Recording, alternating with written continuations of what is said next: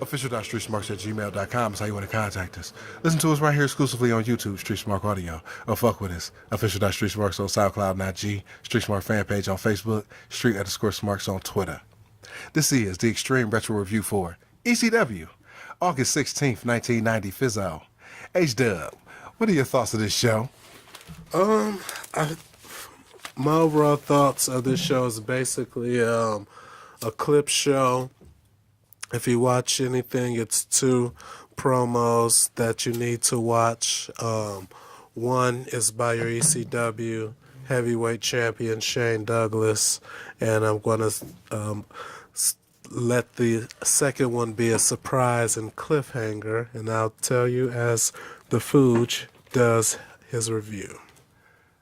So we have a video code open of the beginning of the Hardcore Heaven main event, Cactus Jack, Terry Funk. Then it goes into stills of the fucking action. They show the PE running in still format. Then they show video format of the chair spot. Pick a fucking format, Paul. And then it turns into a fucking PE package set to Dirty Rotten Scoundrels by motherfucking J. Rue the Damager. And after the entire fucking song, the PE cuts a promo, you know what I'm saying, after the Hardcore Heaven main event. So, I was absolutely surprised when this promo was done by Public Enemy, because I would say it was probably, at least to this point, the best promo that they have ever done. One reason is Johnny Grunge was completely silent, and the second reason is freaking Flyboy Rocco Rock. He was super serious and shit, and like he told this motherfucking story that locked me in and shit, and made you buy into that these some tough motherfuckers who go. Well, again, like, you got to say, like, all right, you think about it. They have beaten everybody so far. They've beaten Kevin Sullivan and the Tasmaniac. They've beaten the Lunkheads. They've beaten Bad Company. They've beaten Bad Breed. You know what I'm saying? They've beaten all types of jobbers up and down the motherfucking card. You know what I'm saying? Nobody has stopped the Public Enemy at this point. And they finally beat the Funk Brothers in a barbed wire match. Okay? So at this fucking point, they are really the motherfucking creme de la creme of the promotion. Okay? So, and then they have this egregious act. You know what I'm saying? They got the fans throwing chairs at them and they get buried in fucking chairs. You know what I'm saying? Johnny Grudge is already fucking gigged the fuck up. He has his motherfucking bandage on to keep sliding down his goddamn face and shit while he's holding the mic. And Rocco's talking about how they used to be in the hood and they couldn't go to one block because it was another gang. They couldn't go to the other block, you know what I'm saying? But they can go to the park, you know what I'm saying? And they had to fight their way and become kings of the motherfucking hood and shit. Well, Terry Funk and Cactus Jack, they ain't from the motherfucking hood. They ain't no motherfucking homie. So what you did, you dissed Johnny Grunge by having the motherfucking chairs get thrown up on him. And you dissed Rocco Rock because by dissing Johnny Grunge, you dissed the Flyboy. So now this is bigger than a motherfucking competition. This is motherfucking personal now. And they coming for Cactus Jack, and they coming for Terry Funk. They tried to throw in some motherfucking shit, throw in some motherfucking, rap songs and shit. They saying lottie-dottie, we like to party, we cause trouble, and we bother everybody or some shit. So it's August 27th at the ECW Arena. It's going to be Cactus Jack and Terry Funk versus the Public Enemy in a grudge match. I want everybody to remember that because we're going to be reviewing the August 27th show coming soon. Well, speaking of the August 27th show, I actually watched the main event and some of the aftermath with the interview I think the NWA dude was duped into doing and shit. And then Todd saying, as of noon. Settle down. Settle down. Yeah, I was going to stop right there on that cliffhanger. It's coming. What happened at noon on that fateful day? So then they go to a bumper. The NWA title tournament is August 27th. And already entered into the title tournament is Shane Douglas, Osamu Nishimura from Japan, the Tasmaniac, Dean Malenko, 911, and Too Cold Scorpio. Shout out to Cold Hollywood. So we have a Terry Funk and Cactus Jack promo. They're sitting in front of the ECW logo. Coincidentally, there's a faint white streak over Eastern, you know what I'm saying, in the background. I said, is that a bit of foreshadowing? Stay tuned. Stay tuned. Funk buries the Public Enemy promo. He buries their strategy going into the match on August 27th. He starts talking about his nephew or his family member who was in Vietnam. His cousin. His cousin Thornton, yeah, and he was at Vietnam, and he's got his legs blew off like Lieutenant Dan. Yeah, and I was wondering, why do we give a fuck and shit? No disrespect to motherfuckers who got their legs blown off and shit, but why? I was trying to figure out, what did his experience in Vietnam have to do with Terry Funk's response to the Public Enemy. It just sounded real stupid and shit. Like, oh yeah, they're talking about they're from the hood. But let me tell you something, Public Enemy. Over in Indiana, I have a cousin.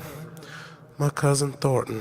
And he was over in Vietnam, and his legs was blown off. So just because you go through one sort of thing don't mean that my sort of thing ain't as bad as your sort of thing. And I'm gonna tit for tat, cause I'm a big 180-year-old baby, and my brother Dory is a mummy, and you know, all that horse shit. And thankfully Cactus came to save the motherfucking promo and shit. So he puts Jack over. Foley starts to play kissy face with Terry Funk. And then Foley tries to cut a serious fucking promo. He says the Public Enemy never mentioned him by name, so allow him to be introduced. His name is Cactus Jack. Cactus Jack. You know what I'm saying? And he shows his fucking face. And he says, Terry Funk gave me this fucking black eye in the match in Hardcore Heaven before the PE ran in. And he says, if you know, Terry Funk likes me, and he did this to me. You know what I'm saying? So what do you think we're going to fucking do to you on August 27th? And he's trying to cut the serious fucking promo. You know what I'm saying? He's trying to hard sell it, you know what I'm saying, for the motherfucking fans in Philly. And Terry Funk comes back and starts cracking fucking jokes. You know what I'm saying? With his fucking pity patty voice. I'm just too happy. I think the Public Enemy are tough son of the gun. And I hope them the best. But we're going to rumble and tumble at the ECW Arena on August 27th.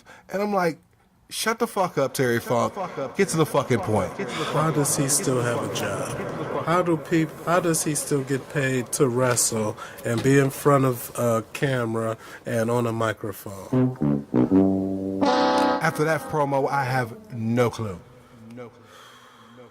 Cactus finishes by saying that the homies will be homie-less on August 27th. We have a title turning bumper to say Cactus and Funk versus the Public Enemy for the tag titles. I want you to remember that.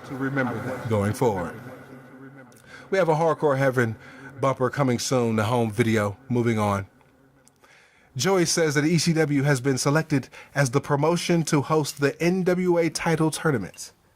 Because, see, in WCW, they had split the titles. They made the WCW International title, and they were still carrying the NWA title and you know, featuring that in title matches and shit, even though that Jim Crockett Promotions had pretty much formed and morphed into WCW and the NWA, and they weren't paying dues no more.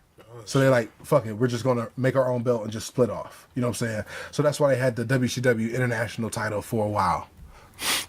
So anyway, so the NWA is left without a champion, you know what I'm saying, for a minute. And ECW is the hottest promotion in the NWA at the time. They're the one that's making the most money. You can see the crowds building and building throughout the months that we've been reviewing the shows. So Dennis Coralluzzo says, fuck it, I'm going to, you know, feature these motherfuckers and make sure that one of these motherfuckers are the champ, you know what I'm saying, going forward. That way we can, you know, fly this NWA flag and try to compete with, you know, Ted and Vince. You know, especially at their weakest point. You know what I'm saying? WCW wasn't doing shit, and they had just brought Hogan in, but they were doing no money.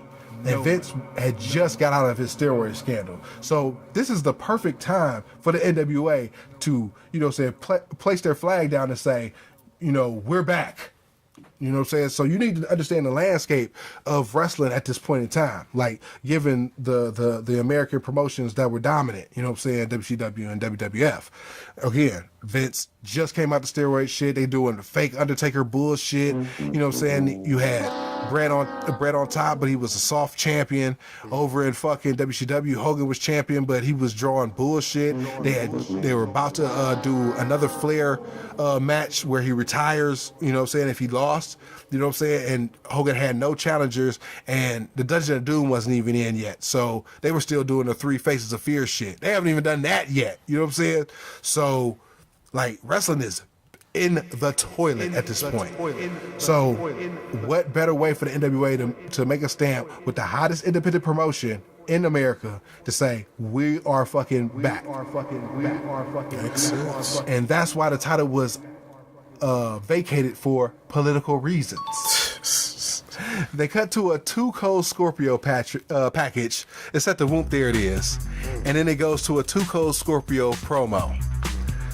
Too Cold Scorpio cuts the single worst promo in the history of professional wrestling. Words fucking fail me as to how bad this promo was. This nigga did not say a single linking sentence. He just said a bunch of shit, just a bunch of catchphrases, and none of them stuck. You know what I'm saying? I flip, flop, and fly. You know what I'm saying? When I come down with the this and don't miss, but going down with the 3 count. You know what I'm saying? I'm on your ass. You know what I'm saying? I'm coming for the NWA title. I mean, it was just a bunch of fucking fragments. You know what I'm saying? Was this the one where he said, now you see me, now you don't? Because that shit was awful too. I'm not sure. Oh, This next week's is very similar. oh, right. This had to be the one where this motherfucker said, "Now you see me, now you don't," and the motherfucker just ducks down underneath the camera and shit. Like, what was the point of him? He didn't put over nothing about the NWA, just saying that I'm gonna be in the NWA title tournament and I'm gonna win the title. I mean, granted, that's all you really need to say, but still. They playing peekaboo and shit. Oh my God! How does Earth 37 love this motherfucker? He's awful. I guess keep in mind he's the 16-time champion over there. Smoky Mountain Wrestling. Moving on. So we have a replay of Jason, the sexiest man on earth, versus Mikey Ripwreck from Hardcore Heaven 94. Great match. Feud of the Year nominee. I want to throw that out there. See you at the Sullies. And then they go into the Pit Bulls versus Taz and Snooker and the quick job match. The neuter the Pit Bulls even further underneath the earth. For the dogs. We have another title tournament bumper. It's set to What a Man. We have Joey at the Eagle's Nest with Jason, the sexiest man on earth. Jason is doing his greatest Rick the Model Martel impersonation. Jason wants Joey to address him correctly. The title is actually called the Heavyweight Wrestling Championship upon further inspection of the belt. So that was kind of weird. Joey, can you just realize how hard it is to please promoters who take advantage of him? But all his physical and athletic aspirations finally paid off. Joey's face is a deadpan Complete LOL. Joey mentions that if it wasn't for the pit bulls, Mikey would still be champ. Absolutely. Mikey left you bloodied and bandaged. He had the match won. Jason just rambles. Chad Autism comes in and pours some cheap-ass wine on his fucking head. Jason starts licking his fucking fingers in complete disgust. Yeah, that was disgusting. He looks at himself off camera in a monitor, and he leaves. Joey pleads to the camera, pleads to the audience. He says, please, anybody, I beg of you, come down here and beat up Jason and take the TV title off of him. I will pay you. Get the belt off this motherfucker. In the background, Jason is singing My Sherry Amore by Stevie Wonder.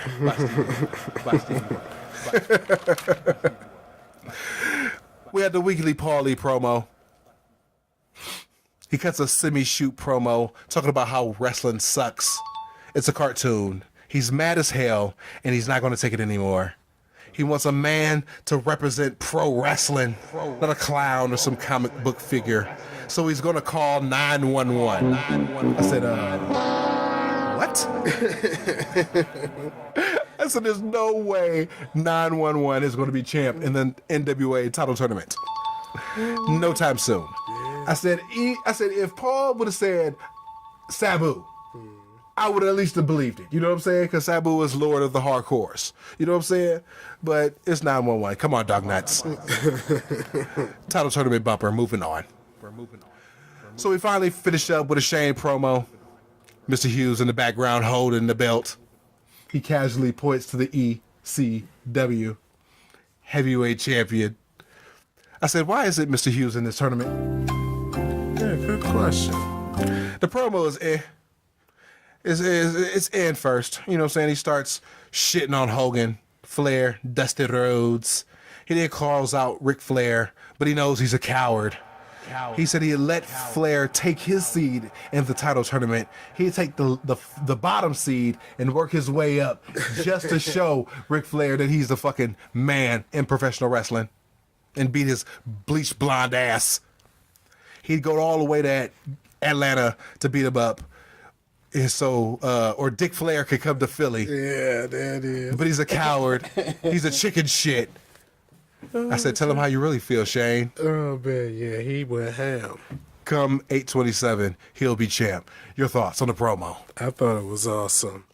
That was well done by Shane. Had me hyped up and shit. That's what made me skip ahead a little bit. But, yeah. Overall, oh my God, clip show, skip show. the promos make it thumbs in the middle, but you could definitely skip this fucking show. In the grand scheme of things, absolutely. Next week, the go home show for the niggas with attitudes title tournaments. We out. Peace. Peace. I want you